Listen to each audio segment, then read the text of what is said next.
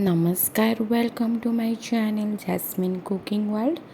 चलतु आज गोटे मु भल जिनसटे आपण मानक देखी सेयार कर सहित मो गाँव को जाइली जितेबले मु देखिली ये जिनसटा कौन ये जिनसटा हूँ चाउल भाया देखा देखुवे भात भाया देखा जिनसटा किंतु यहाँ हूँ काई अंडा।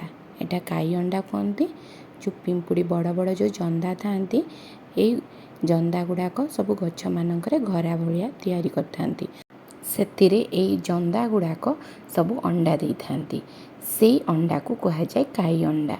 गाँ एरिया मानक जिनसटा को खाती ये काई अंडा को आउे बहुत ही औषधीय गुण थाए।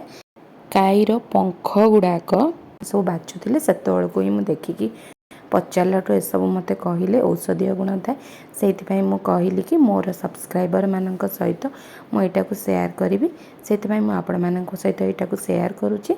देखु आज जेहेतु मु गाँव में अच्छी गाँव में तो चूल्ही रोषे हुए तो चूल्ही यहाँ रोषे करा ये कढ़ई गोटे बसाई कढ़ई सोरिष तेल 2 स्पून दिखाई से किसी सोरिष आउ सुखिला लंका 4-5टा को टिके छोट छोट खंड करना देदेले से सुखिला लंका आउ सोरिष टिके फुटी सारा पर से पियाज को काटी रखि पियाज को देदेले पियाज टिके भाजी सारा पर से काई गुड़ाक काई अंडा गुड़ाक दिज्व।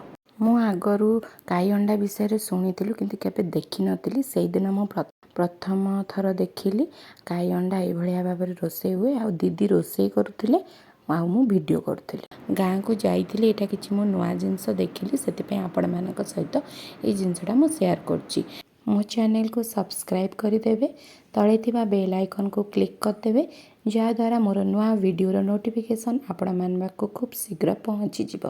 काई अंडा को बहुत दिन पर्यंत रखती आचार तैयारी करके रखती आ पखाड़ मानक यहाँ को बेसिक खाती।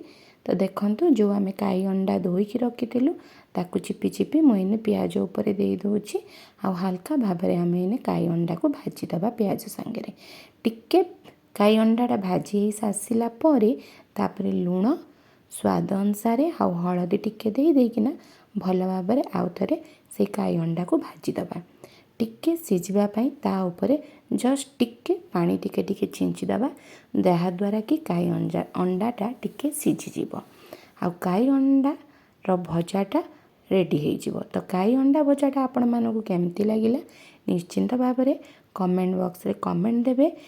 मोर ये वीडियो को लाइक और शेयर करने को बिल्कुल भी भूलिबेनी।